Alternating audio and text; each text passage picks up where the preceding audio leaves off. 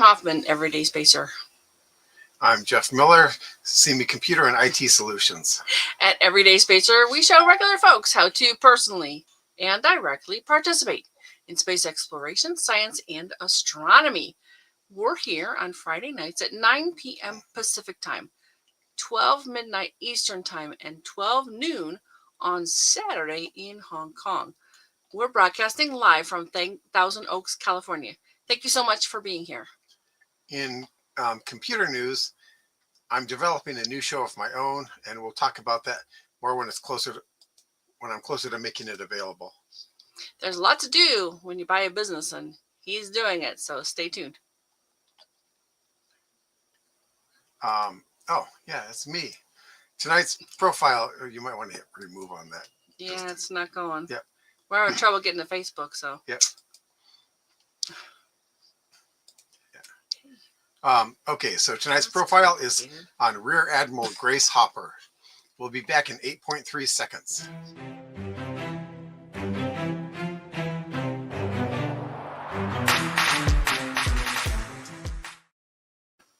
There's a link to that book in the description. See, I said it right this time. Yes. Rear Admiral Grace Hopper helped to develop an early computer, invented the compiler, making possible higher-level computer languages, and helped to define the design of the programming language COBOL. First a member of the Waves in the US Naval Reserve, Grace Hopper retired from the Navy several times before returning and gaining the rank of Admiral. And this is via Jone Johnson Lewis, a Rear Admiral. Yeah. So Pam, what have you learned about Grace Hopper this week? But before that. Yeah, we've got a comment. Hey, John. Dawn, welcome. Yep. Oh, yeah. It's been a good week. 2 weeks, almost 2 weeks. Yep. I learned that Grace Hopper was a remarkable woman. Oh, I'm going to go change that. So when I do that, if you don't mind sharing, because I forgot, go ahead and share. I'll talk about this real quick. Because I realized what it was about. It was about this chrysalis. When a butterfly goes into the chrysalis, this is just a fascinating episode. So we started a whole new playlist of things that were really worthy of watching, and that's definitely one of them. All right, so Grace Hopper. Oh. Yeah. Janie's here, and she says, "Hi, to learn about Grace Hopper." Yeah. Welcome. Thanks for being here. Yeah, she's quite something. She was an American computer scientist, mathematician, and a naval rear admiral. She was a pioneer of computer programming, and I mean real early days before even like ENIAC, right? Mm-hmm. Oh, hey, Daniel. Hey. On September 9th, 1947, computer scientist Grace Hopper recorded the world's first computer bug. This is no ordinary software bug. It was a trapped moth. Yeah. Yeah, that's kind of an interesting story, and I think it gets transmuted a little bit in popular memes and stuff. So we'll see more about that. Yeah, like I said, really, really early, and most of the people thought, no way that this could be anything but a mathematician's tool, right? Right, because early programming was almost literally ones and zeros. Oh, machine language. Okay. Well, microcode is what they call it. That's actual ones and zeros. Machine language, she was probably operating in machine language, which has some commands, which are then translated into microcode. Okay. But, because, and then the COBOL that you mentioned earlier, and that shows up right here, yep, is a next step. COBOL is translated into machine language, which is then translated into microcode. Yeah, this is really great having you here because you know a lot more about programming than I do. I know a little bit, but yeah, this was just remarkable to hear about because, I mean, Harvard Mark I, I've never even heard of this thing, but that was an IBM automatic sequence control calculator. So one of the earliest general purpose computers. And by computers, I don't mean one who computes, which was a lot of times the work of women anyway, but this is the machine computer. Yeah, well, women were put in that work a lot because most of it happened during World War II, and most of the men were fighting, and they needed people to basically calculate the numbers for artillery tables. Well, women were computers way before that, right, too. Yeah. That was the Harvard. Right. 100 years ago, they were, Right. anyway. Right. But mechanical calculators or computers basically doing what a computer does. So yeah, she actually earned quite a number of degrees in mathematics and what they called mathematical physics. Which It's I somewhere think here. is It's today, mathematical physics. which I think today they call theoretical physics. Okay, from Yale, Vassar College. She actually taught at Vassar as well. These are both very famous institutions. But she really wanted to serve, and I got a really nice page a little bit farther along here that talked about her strong desire to be in service and watching the people around her go. But there was some issues. So, all right. So she left her position at Vassar to join the United States Navy Reserve during World War II and began her computing career. Look at this, 1944, as a member of the Harvard Mark I team. This was led by Howard H. Aiken, which I didn't know about before. So there's an interesting person. I bet that's a good, that'd be a good profile too. In 1949, she joined Eckert Mauchly Computer Corporation, otherwise known as EMCC or EMC squared, which is part of the team that developed UNIVAC. Now, UNIVAC is a little bit more of one of the first ones we kind of know about. Some of the names I hadn't heard before, but some of them I have, like UNIVAC. So she actually was put in charge of a bunch of these different things. Here it is at Eckert Mauchly. She managed the development of one of the first COBOL compilers. Compiler is kind of an interesting word here too, because it's not quite what we, thought of it before. It was more. What was the term? It's in here. Oh, here it is. Program linker. Yeah. You told me about that. Yeah. Program linkers were before compilers, but they're also used by compilers because compilers basically turn a bit of program commands. Oh, yeah. There you are. Program compilers take a bunch of commands that you type in and convert them into machine code. And linkers are the ones that, when one routine calls another routine or moves on to another routine, that's what the linker is for. And the linker is for, because when you make a library, you have like so many different batches of code for, let's say there's a batch of code to make a square, to put a square on the screen, and one for making a triangle on the screen. Well, if you didn't have a linker, you'd have to put all of those in there just to see as the program goes. Well, just because you might call one and it might not be there. A linker is designed to see what's needed. So if for that you don't need something that makes a square, it doesn't put that piece of code in, so you don't end up with a humongous, massive ball of code. You only have what you need. Got it. Okay. So, and this was kind of interesting too. I love this comment. She believed that programming should be like a high level thing, like something in English, for example. In fact, that's what COBOL was. Right.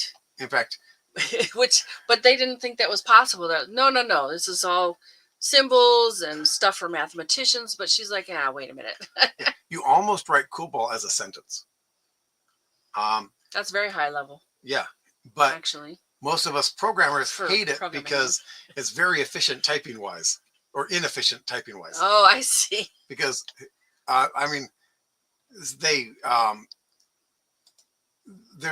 they created their own acronym for it, but basically the B stands for bloated. I see. Here's another thing too. Let's see this, which is written for the AO says, I never heard of this A0. one either. A0. Early compiler related tool developed for electronic computers, written by Grace Murray Hopper in 1951 and 52, originally for the UNIVAC 1. It functioned more as a loader or linker than the modern notion of a compiler. So that's kind of where the difference is I was talking about. Right. So this is maybe a sort of a primitive compiler. Is that a good way to think about it? Right. Yeah. Okay. Well, because they probably wrote sections of it in machine code, and this was to link those sections. The next step up was to make it so that you didn't have to do machine code for those sections. You could program in something as she talked about, much more intuitive. I mean, she was put in leadership roles. Here it is in 54. They actually had her lead the department for automatic programming, and she led the release of some of the first compiled languages like Flowmatic and Codicil. I've not heard of Flowmatic before this, but I have heard of Codicil, and that's actually a conference. Yeah. So. And here's something that, highlight that. Here's something that, having her lead a programming department doesn't seem all that significant until you see the 1954. She was probably the only woman in. Yeah. Well, and that was when all of the guys had come back from World War II. Oh, 54. And they were trying to push women out of the workforce so that there would be room for the soldiers coming back to work. Got it. So the fact that she was put in charge at that time is very significant. Well, I think a lot of things were in her favor. Hey, Cliff, welcome. Hi, Cliff. Hey. Way home. Got my phone. Okay, good. Okay. Well, I hope you found a place to park then.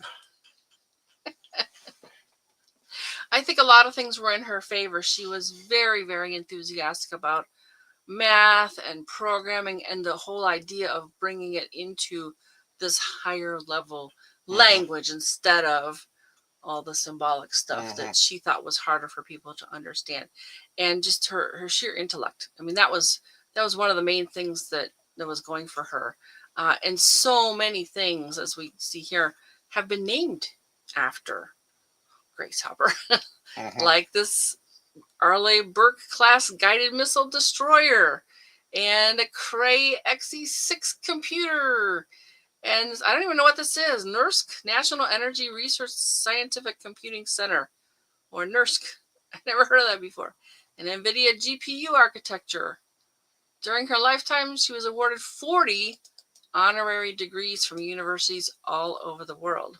Basically, colleges that wanted to be associated with her name. Yeah, very, very interesting stuff.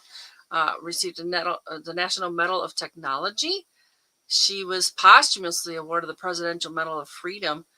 Some of these were, the highest that a non-combatant could win in the military. Yeah. Civilian, yeah. No, she was in the military. She was in the Navy Reserve, but she wasn't in combat. She didn't go to the front line. She was actually considered way too important because of all of the things she was doing with math and programming and all that. In fact, she tried to leave Vassar, but they didn't want to let her go. They thought her work there was way too important. And she was rejected from the Navy several times. Anyway, so we go into some of her early life. She was the eldest of 3 children. The parents are here. They were Scottish and Dutch descent. Attended West End College Church. Her great-grandfather, Alexander Wilson Russell, an admiral in the US Navy, possibly an inspiration for her. I think I read about that somewhere else too. He fought in the Battle of Mobile Bay during the Civil War. That's pretty impressive heritage there. She's very curious and very smart. she wanted to figure out how an alarm clock worked and took apart 7 of them. And her mother after a while was like, yeah, you can have 1. So later in life, she was known for keeping a clock that ran counterclockwise. Humans are allergic to change, they love to say. We've always done it this way. I try to fight that. That's why I have a clock on my wall that runs counterclockwise. So she was they talk about her schools in New Jersey. She was rejected from Vassar too. At 16, her test scores in Latin were too low. Imagine that. I mean, math people, kind of typical. She was admitted the next year, though. And I think 16, a little bit young. But 17, probably a good time for her. And that was still the age when Latin was considered the language of, of intellect, really. Yeah. So she graduated Phi Beta Kappa from Vassar in 28 with a bachelor's degree in mathematics. So this is her first earned degree, mathematics and physics, and earned her master's degree at Yale. That's the second one. And then she's gotten a couple of PhDs too. I guess that's going to be later. She got married, but it didn't really stick. They were only together for 15 years. She didn't marry again. She earned her PhD in mathematics. That's 3. under the direction of this guy. I'm not even going to try that, but he was a Norwegian mathematician known for his work in ring theory, Galileo's connections, graph theory, and the history of mathematics. Another interesting person we might cover someday. Her dissertation, New Types of Irreducibility Criteria. I couldn't even tell you what that's about. My guess would be because you want to reduce things to the smallest bit, to make the calculations good. Okay. So irreducibility is just like, how do you know you've got the smallest bit? And that's probably, I don't know for sure, but that's my guess as to what that's talking about. Okay. She was promoted to associate professor in 1941 at Vassar. I mean, Vassar College is very, very famous. And then World War II came along. She really wanted to be in the Navy. She was turned down because too old. 34. Imagine that. Too old. And she was also tall and very slender. So those ratios weren't quite right for what they wanted. She was denied on the basis of her job as a mathematician and mathematics professor at Vassar College was valuable to the war effort. But she was not satisfied with this. Yeah, she was more valuable in college. In college than in catching bullets. Right, but she didn't really. She much preferred to be eventually in the Navy Reserves. We'll see about that too. So during the war in 1943, she obtained a leave of absence from Vassar and was sworn into the United States Navy Reserve. She was one of many women who volunteered to serve in the Waves. Waves, I didn't really know about this one before. Women Reserves. Women accepted for volunteer emergency service. Because I know they had the WAFs were women who were flying planes, right? I didn't really know about this one. Voluntary emergency service. Okay. She had to get an exemption to be commissioned because she was underweight for the Navy. 15 pounds. The Navy minimum Navy weight was 120 pounds. So she did eventually finally get into the Navy Reserves. She went to school at this Smith College in Northampton, Massachusetts. Graduated first in her class in 1944 and was assigned to the Bureau of Ships computation project at Harvard. So she's not that different from what she was doing before. So I don't know if she actually got a degree from Smith College. So here we are, at least 3, maybe 4 degrees already. Do we get another comment? Oh, yeah, Jeannie. Oh, I love that. That's good. Yeah, go Grace. Yes. Yep. So when she was at Harvard, they started this Mark I computer. And we saw that picture before, headed by Howard H. Aiken, that guy. They co-authored 3 papers on the Mark I. It was also known as, I think we saw that too, automatic sequence controlled calculator. Her request to transfer the regular army at the end of the war was declined due to her advanced age, 38. So she still wanted to be in the Navy and serve, but unfortunately she was a little older than they preferred. She still continued to serve in the Naval Reserve. She was actually at the Harvard Computation Lab until 1949 and basically turned down a professorship at Vassar. She never did go back to Vassar. She was much more interested in programming and computers than in teaching. And working for the Navy instead of working for a college. Yeah, I think that was part of it. But if she'd have been able to do computing like this in service anywhere else, she might have been okay there too. So here it is. This is so funny. I'm like, Eckert, come on, look at that. What does that mean? Jeff was like, what? So I'm like, give me your geek card. So this was a company founded by Presper Eckert and John Mauchly. It was incorporated in 1947 after building the ENIAC at the University of Pennsylvania. So interesting because a lot of these things are like corporate and cooperation between corporate, the education system, and the government. I think a lot of these, and I think it's a very, very potent collaboration. Well, and we still have a few of those going now too. Yeah. I mean, just look at some of our like some of our aerospace companies. Well, Caltech, perfect example. JPL, Caltech, yeah. Yeah. And I know when Or my uncle was JPL, that's what I meant. Yeah. okay. When my uncle was the governor of Ohio, he was real big on that kind of that support system for each of them. So they talk about UNIVAC, a first known large-scale electronic computer to be on the market in 1951. Yeah, here it is. When Hopper recommended the development of a new programming language that would use entirely English words, she was told very quickly that she couldn't do this because computers didn't understand English. But she proved them wrong. It's much easier for most people to write an English statement than it is to use symbols. But you get used to symbols after a while. If you use them, you kind of start learning that language, I think. Right. But what it did was it widened the base of people who could program. So instead of having just a few people who could learn that language right away, you had people who, you had a much wider base for programming. Here's her quote. So I decided data processors ought to be able to write their programs in English and the computers would translate them into machine code. But it took 3 years. Seems like 3 years is a thing. Right, yeah. Wasn't the DNA thing 3 years? All right, so she published her first paper on the subject in 1952, and the company was eventually taken over by this Remington Rand. And the Rand Corporation was really, was known.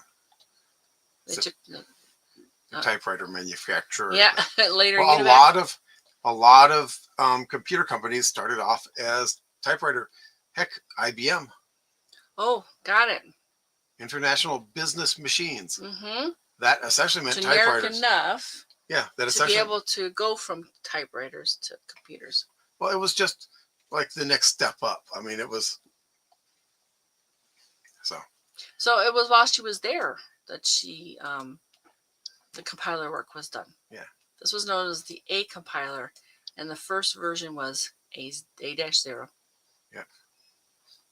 Okay, so let's see. In 1952, she had an operational link loader, which was referred to as a compiler. Again, I think it's a little more primitive than the modern idea of compiler. She said nobody believed that. And she had a running compiler and nobody would touch it. They told me computers could only do arithmetic. Not so much. And they can, but that's only on the back end. You can make the arithmetic do a lot of things if you have the right languages and compilers. Yeah. She was named the company's first director of automatic programming. I mean, it was remarkable for this day and age when she was doing this that these people put her in charge. Mm-hmm. How fabulous. The landing I don't know how you say that. First operating algebraic compiler. That is a system capable of accepting mathematical formulas in algebraic notation and producing equivalent machine code. So that's a form of programming, right? Mm-hmm. Implemented in 1952 for MIT Whirlwind. Do you know what that is, Whirlwind? No. I don't know. There's a lot in here, and all these links can take you down any rabbit hole you would like. Yes. Yep, more about the translating mathematical notation into machine code, manipulating symbols. It was fine for mathematicians, but it was no good for the data processors who were not symbol manipulators. Very few people are really symbol manipulators. And I'm not sure exactly what that means, but because you think about it, it's like numbers, right? Aren't the computers numbers and math? So I'm not entirely sure what this means, symbol manipulators. Well, a lot of it is a number and or a number and another number, a number or another number. Oh, sounds like logic gates. Yes. Okay. Yes, but it's multiple gates. Okay. Like. Well, that's a flow chart, right? Right. Yeah, but that's where you have like 8 bits to a byte. Yes. Each bit is a 1 or a 0. Yes. And a byte is processed as an individual unit. Kind of a word. Right. Whereas actually kind of a letter, but a byte is a letter. Oh, Cliff's got it. Sounds like she was smarter than you, Jeff.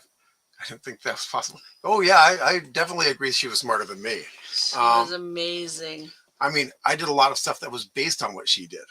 Oh, I didn't know that. Well, because any program that I wrote. Based on, okay. Yeah.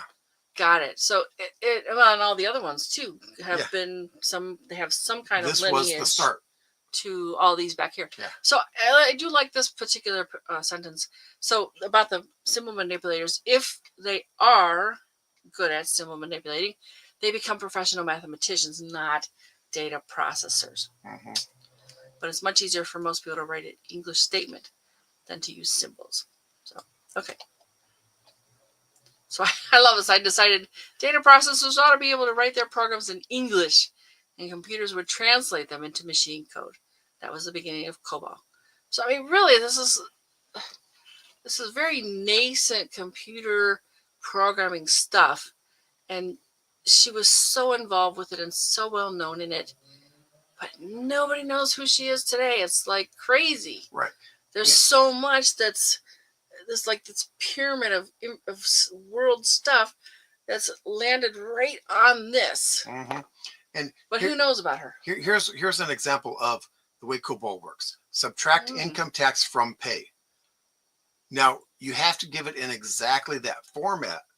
So you do have to learn the dialect of the language. Okay. To give it and so you can't say income minus tax. Yeah. You have to say subtract income. Yeah. Okay. Yeah, tax minus, pay minus tax. You have to, tell it what you want it to do. Do this from this. Oh, or instead of to octal this. code. I get it now. Yeah. And the program has to know what income tax is, and it has to know what pay is. So there's a lot of back end stuff that goes into this. Okay. But yeah, everything before that was written in octal code, basically 8 bits. And that's the ones and zeros in sort of. Right. I think of it as words of 8 bits. Right. It's characters though. Okay. Like an A is in a byte is a byte. Okay. So whatever the combination of ones and zeros is, and I knew some of that once upon a time. Capital A is 65 in binary. Okay, but it's still ones and zeros. It's just that if you do them all, it comes out to 65. Yeah, that group of ones and zeros is an A. Yeah. And that was the major breakthrough too. Instead of just doing calculations, you could encode letters, which allowed you to basically type things. So all the stuff you see on the computer is kind of based on that's what turned it from a glorified calculator in room size glorified calculator. Right, yeah. Yeah, we got a comment. Yeah. Yeah. Oh, Fortran, yeah. Yeah. We were taught Fortran in school. So little can do so much. Yeah. See, Fortran took COBOL and said, yeah, we don't have to be quite that wordy. Let's find a halfway point between pure symbol and free-form language. Okay. Because even COBOL wasn't free-form language. Computers didn't have enough smarts to do that. Well, if it's like this, you said it has to be kind of oops. That was a surprise. Sorry. Yeah. It this has format, subtract income tax from pay. Right. Yeah. But so I mean that's very specific. Right. But you type anything like what's pay minus income tax, type that into Google. If it knows what pay and income tax is, it'll figure it out. The programs are now smart enough to take multiple meanings. But it's still based on this COBOL stuff, right? Right. Yeah. It's still like basically the more you put on the back end or the underneath, the more it can do. Okay. So it looks like in 1959 they had their first actual conference. And that's where this codicil is. The Conference/Committee on Data Systems Languages. It was a consortium formed in 1959 to guide the development of a standard programming language that could be used on many computers. This led to the development of the programming language COBOL. She served as a technical consultant. And many of her former employees served on the short-term committee that defined the new language COBOL. And that's an acronym, and they actually have it on this page too. Common Business-Oriented Language. I think that picture's got it there. Yeah. Yeah, Common Business-Oriented Language right here. Yeah. And this was the brief, I guess. And of course, here's what they're saying. business people are too stupid to learn how to program. What? We got a comment. Oh, Flowmatic would be a good band name. okay. So, yeah, this is just incredible how, so new and so, yeah, no, you can't do that. But she's like, I'm going to do that. I love it. So they got Comtran was the IBM equivalent, I guess. Mm-hmm. So it wasn't done in a vacuum. It sounds like there were some parallel tracks going for this whole programming thing. Mm-hmm. Yep, she thought the program should be written in language. We've seen that kind of over and over again, like assembly language. Yeah, I guess there's a bunch of those, yeah. but I remember assembly language from school. I heard yeah. some of that. Yeah, and machine code is ones and zeros. So assembly language is a not quite as low a level as machine code, but most people think of assembly language as machine code. And that's the thing about any kind of programming stuff. It's all based on the ones and zeros. That's the machine language, right? And so anything is called a higher level. So we've got these kind of stacked, and COBOL's like higher than assembly language even, right? Mm-hmm. All right. And so then there's things. COBOL's a very high level language. It is a very most high level other language. Okay. programming language are lower level than COBOL. Oh, okay. Because I think of some of them as like, that's like really high level, isn't it, or isn't it?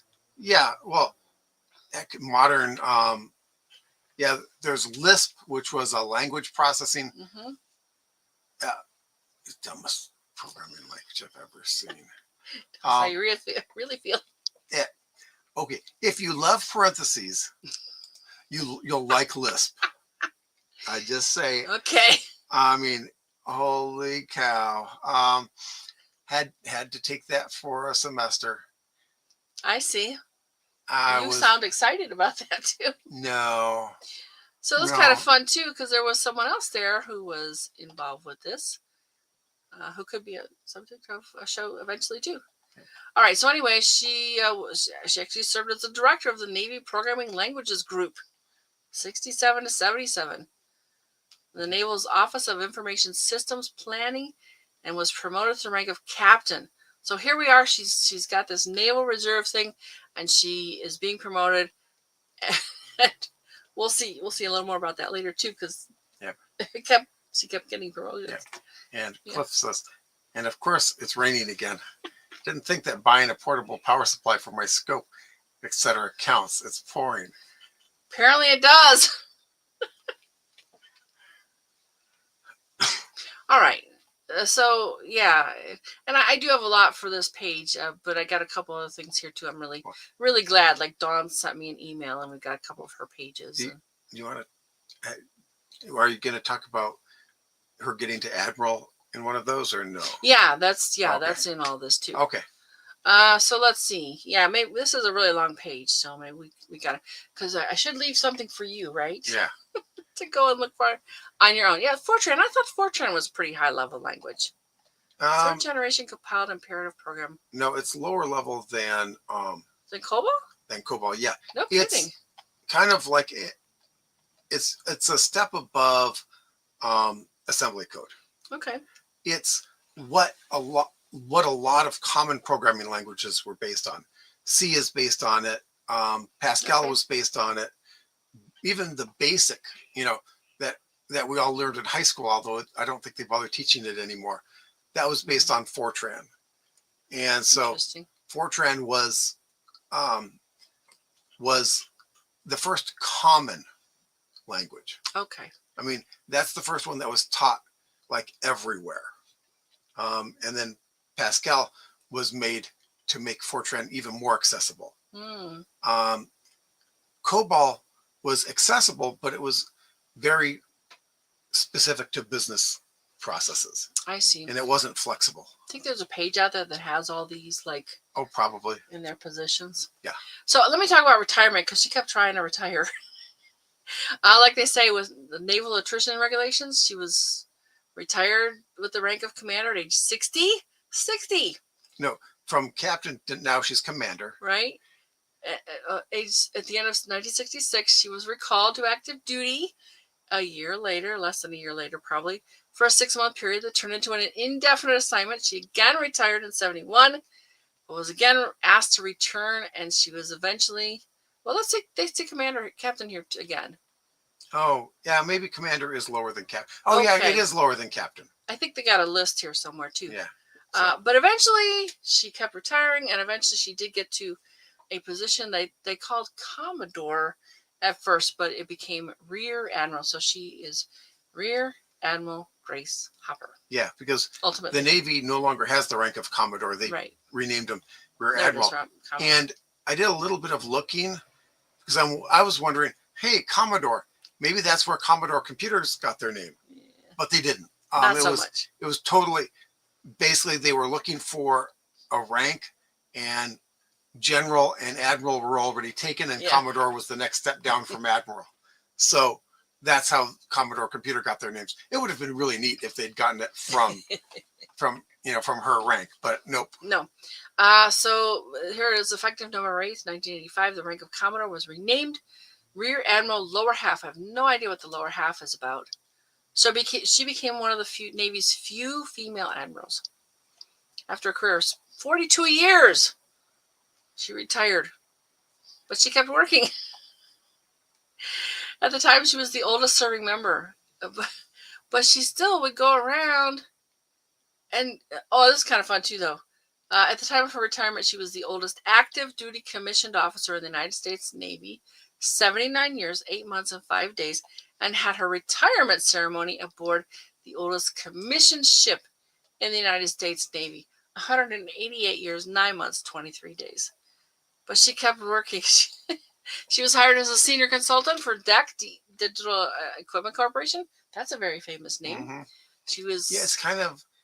You don't hear about it much anymore, but that was it was a very well-known name. Yeah, she... some funny stories in here. But again, I will let you look that up. But yeah, she would go around everywhere and talk about computers and use some interesting visualization tools. Let me get to that after I talk to, because this is the most important thing I've accomplished other than building the compiler, she said, is training young people. They come to me, and say, do you think we can do this? I say, try it, and back them up. They need that. I keep track of them as they get older, and I stir them up at intervals so they don't forget to take chances. And here's that story, because apparently it wasn't her finding the little moth. There's kind of a picture of it there. But it was part of the team.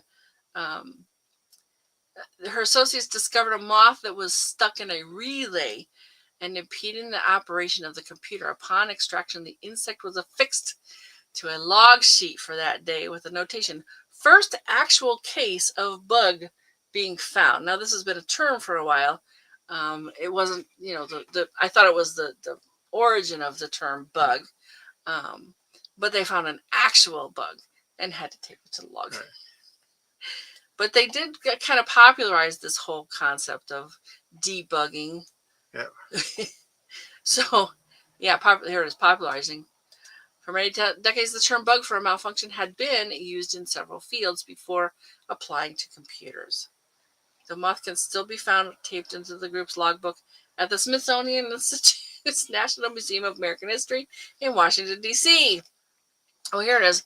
The nanoseconds visual aid.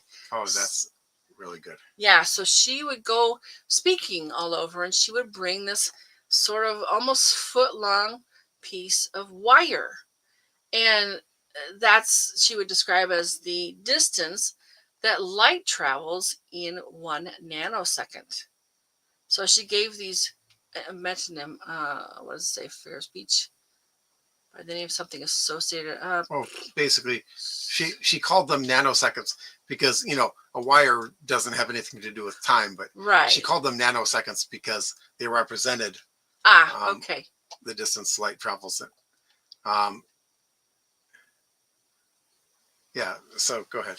Okay, she was careful to tell her audience that the length of her nanoseconds was actually the maximum distance the signals would travel in a vacuum in a nanosecond. I think that's a brilliant way to describe something like... Which means that wire is actually too long.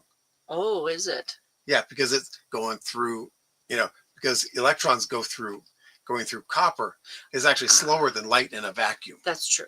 That's true. But yeah, here, okay. Signals will travel more slowly through the actual wires. But I think it's a good visual aid. That's my whole point there. Yeah.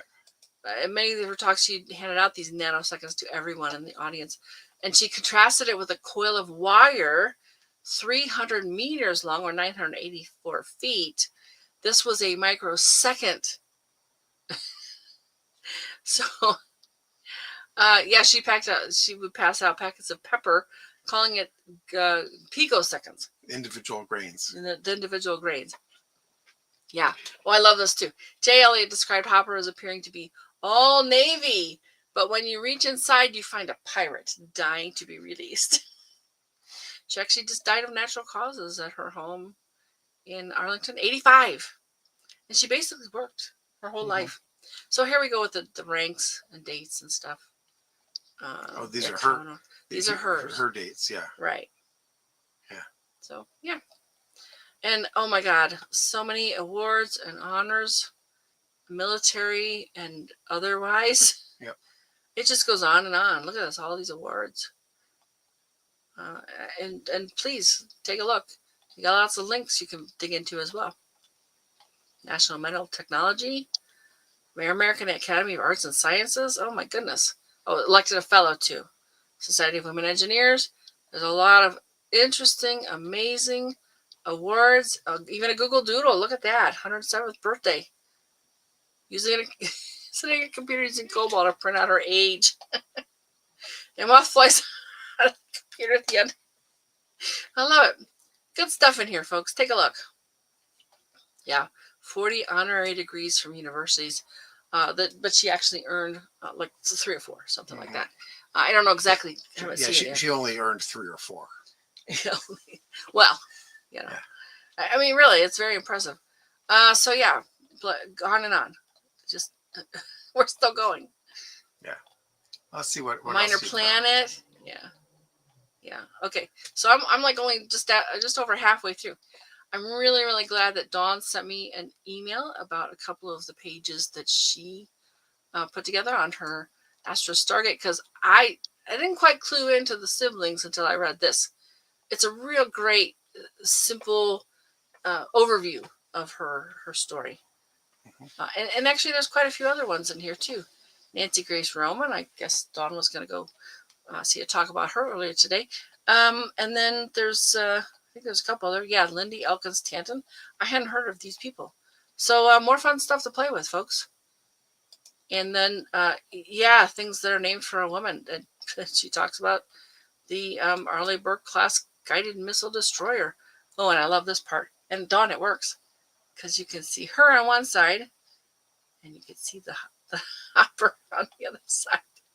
Well, and a couple more. The nickname for that ship is the Amazing Grace. Yes. Because her name is Grace Hopper. Yeah, right there. Sometimes called Amazing Grace. All right, so folks, you want to check out these? Let me grab these, because I think you can get to the other page from this link here. There we go. Hopefully, we've got a clickable link in the chat for you. All right.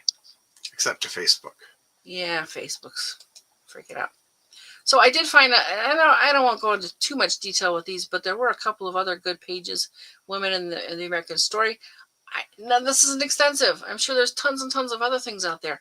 But I did like this one because there were things that we didn't see on the wiki page that I thought, oh, that's interesting. Like some really neat pictures. This is her graduation. Of course, we saw that before, the first computer bug. Commodore Grace M. Hopper, USNR. So this is kind of the same, but a little bit more about her family, encouraging her to explore. When she was 7, she took apart the alarm clock. I guess there's, a couple of the things in there. Attended the school. There's a PhD. I think there's like 1 or 2 PhDs in here too. She threw away old textbooks, demanding strong written. I mean, she really revolutionized even the teaching when she was at Vassar. Here it is. She found herself in a frustrating position. While many of her female friends and relatives volunteered for nursing positions, joined the military, or took jobs in factories, she was required to continue at her job. It was that important. Mm-hmm. As more men entered the military, male-dominated fields like math were in desperate need of workers. Yeah. So important to feed early childhood curiosity. Absolutely. Yep. Let's see, where were we? The government refused to accept volunteers who worked in high-needs fields. Yep. They didn't want to lose Grace's intellect and experience to other forms of war work. She respected it, but she hated staying behind. Mm-hmm. She was embarrassed by the fact that she had a comfortable college teaching job while other women were directly contributing to the war. So something else in here I thought was kind of important. See if I can find it real quick. Oh, the Mark I computer, Harvard computer, was 8 feet high. Oh, yeah. 51 feet long and 3 feet deep. And don't forget the 10,000 pounds. And 10,000 pounds, yeah. Yeah, if you think your computer at home is too heavy, it could be worse. Well, computers in those days had to be built with crawl spaces because they used vacuum tubes, and you had to be able to change the vacuum tubes. They probably need the airflow, too. Yeah. I love this. She had a remarkable ability to explain complex ideas to all kinds of audiences. Mm-hmm. She was blunt, self-confident, and witty. Okay, I think it's coming up. These traits allowed her to succeed in the male-dominated field of computer science. She knew the men around her sometimes disliked her presence, including her own supervisor on the Mark project. Grace won over doubters with her intelligence. Mm-hmm. I bet the wit didn't hurt either. That might have made it harder. People who are really full of themselves really do not, do not see humor in things. Yeah, she really loved this. She developed a deep understanding quickly. There's the moth again. So funny. I don't think it was actually her that taped it into the logbook. They talk about it in the other. It was the team. Some people on the team. Grace's compiler paved the way for modern programming languages that allow human operators to tell computers what to do with a few commands. Well, basically, anything that someone programs in nowadays, it gets its roots in her compiler. Yeah. So, and there's a little more in there. But those were the things I wanted to, the highlights I wanted to make sure you knew. When women were computers, ones who compute. Now, this one, I don't think this one really has a whole lot of new stuff to contribute. But it's some really good pictures in here. And they refer back to some pictures. This is actually a team of computers, ones who compute, that work at Harvard University around 1900. That's before she was born even. To analyze observations and measures, they were paid less than if they were factory workers. So, yeah, that's a very less chance of dying, though. That's true. Very famous picture. Very famous picture. And a lot of different things were discovered in that process. Cliff says, that's why I was so scientific. I craved science from the first time I saw Star Trek in 1965. Feed the young brain. Yeah. Yep.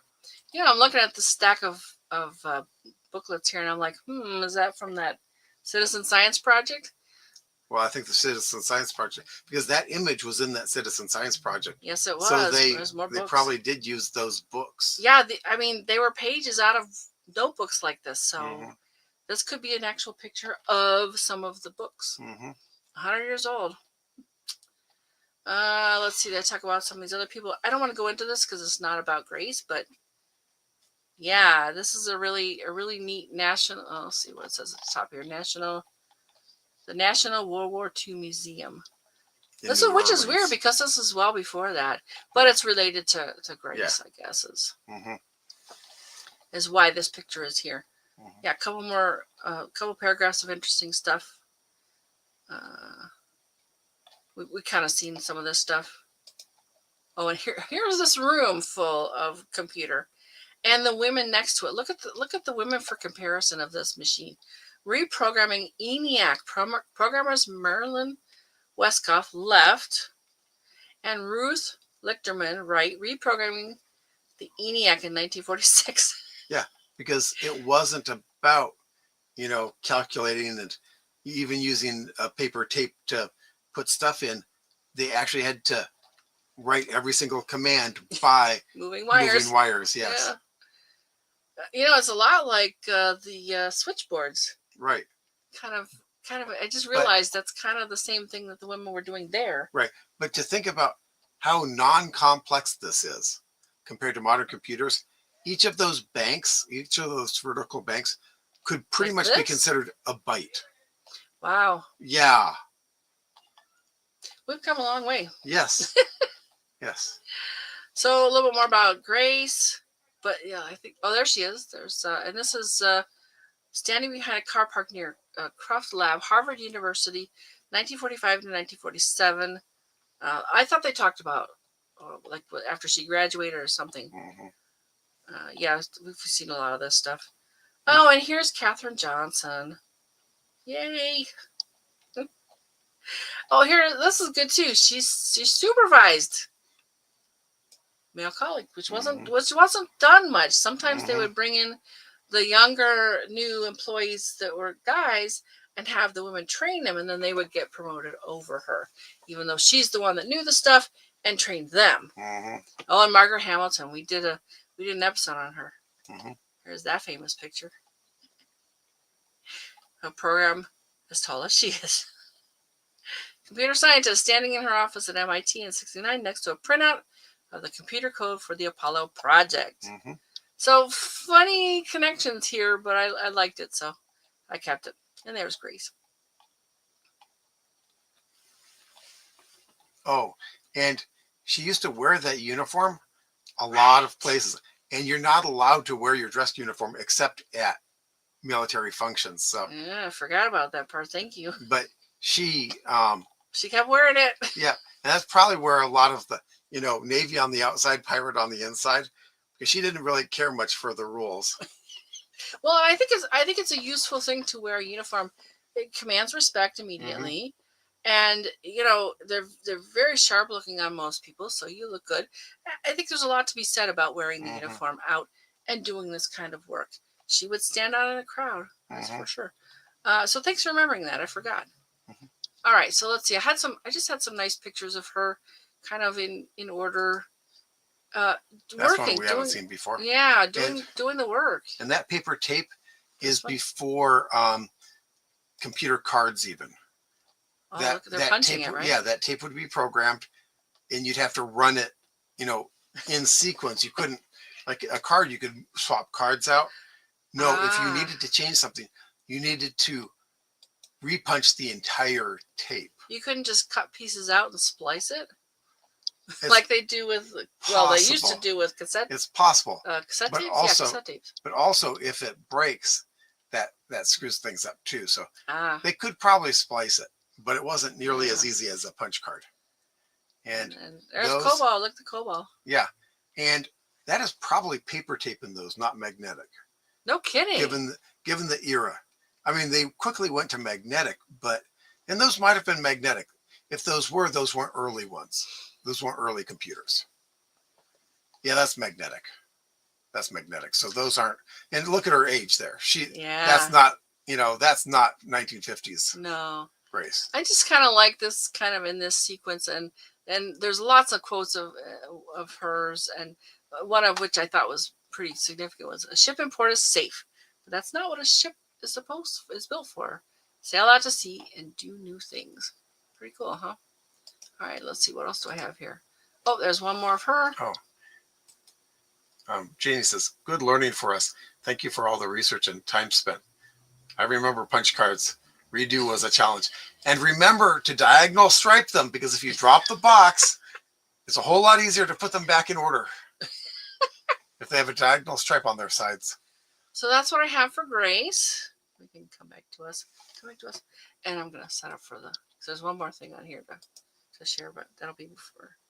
No, Daniel says, NASA's Margaret Hamilton will be turning 89 August 17th this year. So. Wow. Yeah. All right. Thank you, Daniel. We love our audience. Yep. Just for that kind of thing as much as anything. And 52,000 pickup. Yes. I actually witnessed someone drop a box that they hadn't striped. Oh, God. Yeah. And they hadn't, you could take up a little bit of each card by giving them a 3-digit number. That meant that you could put less code on the card, but it also meant that you could use a sequencer to redo the cards. Ah, to reorder them. Yes. Interesting. Now, reordering cards automatically was a multi-step process. You run them through and it would put cards into like 4 or 5 bins. I don't remember now.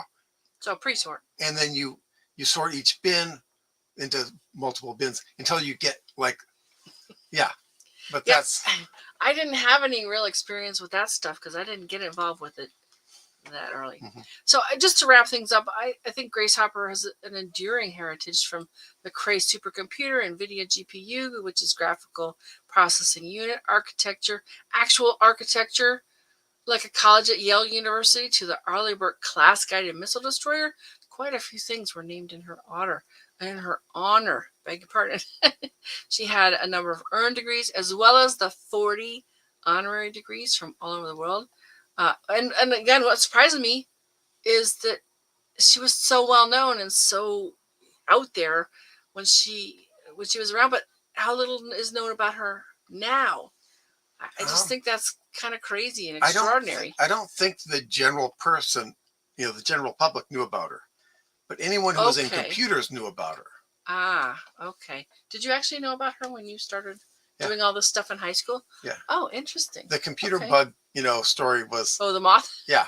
The moth taped to the logbook. And there's always, like in Computer 101 course, there's always the history of computers, so you learn that there. But then it's gone. They don't really teach it much unless you go into, unless you get a degree in history or something like that. All right, interesting. But I kind of discovered her a few years ago, and it's just a fascinating story. And of course, now I've learned so much more, and it's even more interesting. You want to do this part? Sure. Hang on one more. You good? Okay, yeah. Some stellar events this week, April 11th through April 18th. And you're going to share screen? Yeah, because that is kind of neat. We see these periodically on Facebook. Now, of course, the pink moon is not going to look pink. It's not going to look pink, no.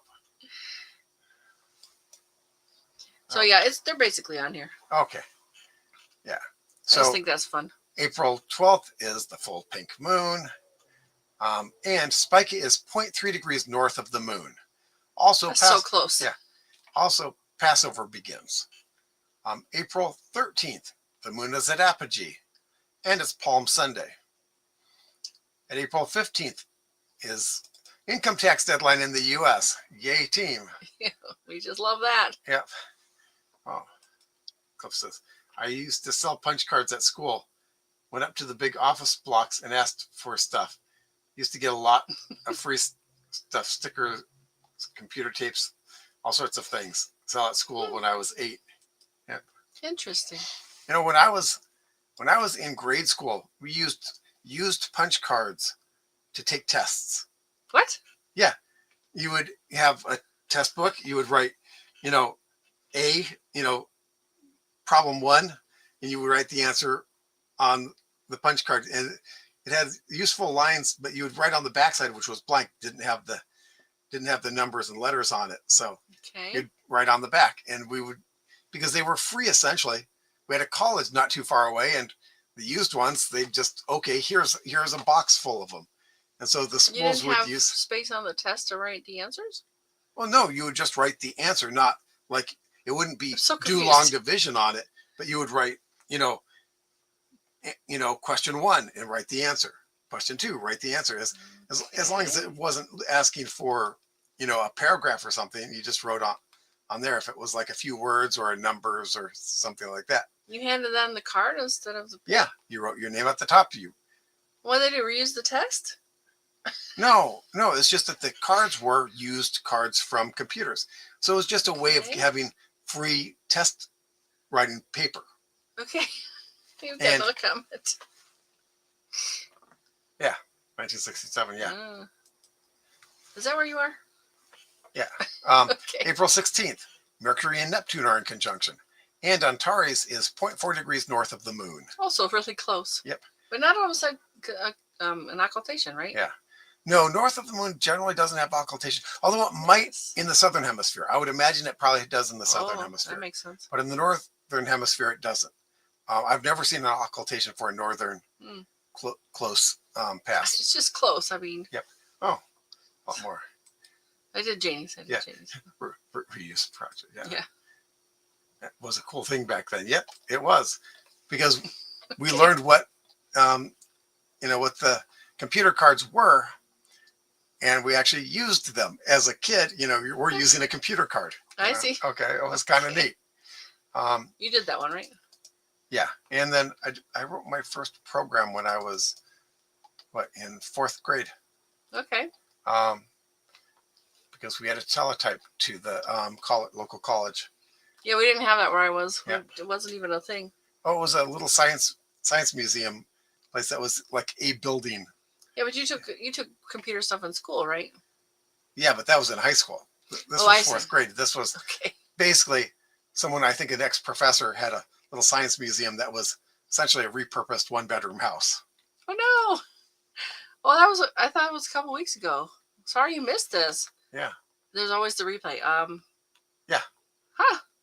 Yeah. Watch it on YouTube though, because we're gonna have to work on getting it up on Facebook because Facebook. Well, thank you, Naomi. Yeah. Yeah, I think you'll like this episode.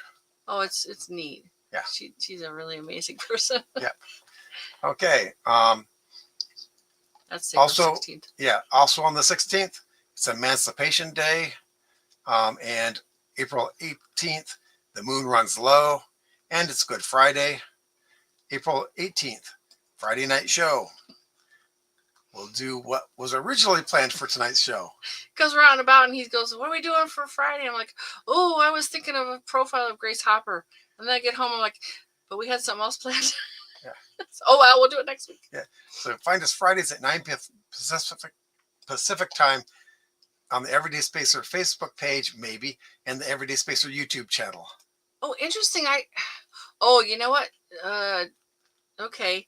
So some places in Australia do change, but not where Cliff is. And not the same time we do. Oh my goodness. Okay. LA. Okay. Queensland. Oh. 5:30 a.m. tomorrow. Yeah, we saw that. That's Vandenberg, folks. Yeah. They're gonna launch. What is it? Starling again? I don't know. I'm not getting up for it though. I love to go film those, and we get a lot of hits on the channel, but I'm not getting up then. Nope. All right, so it's here, right? Yeah. So what inspires you the most for the coming week? And the final bit here. It's coming. It's coming. Oh. Yeah. Military launch. Starshield secret payload. So it's a military launch. Okay, interesting. So kind of to wrap it all up, if you or someone you know has done something interesting involving space exploration, science, astronomy, we'd love to share our live. Join us again next Friday, April the 18th. Jeff will follow up his International Space Station episode and talk about the 9 potential next generation spaceships. And Dawn sent me a link today to a page on her site as well. Okay. That's got something about a space station. I haven't had a chance to look. Yeah. We're spending a lot more time in the office. Right. And now I've mentioned these 9 next ones on 2 different episodes, always intending to let's do an episode talking about them. And next week we're actually going to do it. All right. With any luck. Unless we forget again. No, we're not going to forget again. It's on the list. Yeah. Oh, you got to see. That's right. That's right. But Cliff went up to Vandenberg and kind of saw it from the back end. Like when you see it from out here where we are in Thousand Oaks, you get to see it go across the sky, which I didn't realize, Cliff. We're going to, if we have anybody who comes to town again, we're going to say, talk to Cliff about going up there. Mm-hmm. Yeah. Because I think it's a little more interesting from a little distance to see a launch from Vandenberg. My first one was when I was in Prescott, Arizona. I lived in Prescott, Arizona, and I get up one morning and I look down, like, what the heck is that? Mm-hmm. From Ohio. I'd never seen anything like that. Mm-hmm. Hit the thumbs up for space. Yes. Right on. So let's do our shout out. Cliff was here, and Daniel. And Dawn, and Naomi. And Janie. But we missed Scott again. Yeah. I think we got everybody. Yep.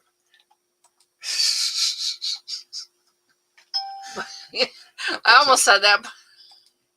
It's a family-friendly show. Yeah. Have a good night, Oh, Naomi. thank you, Naomi.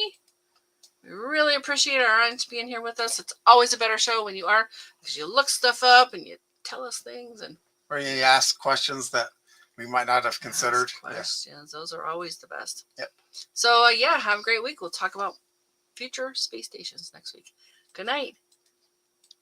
Good night.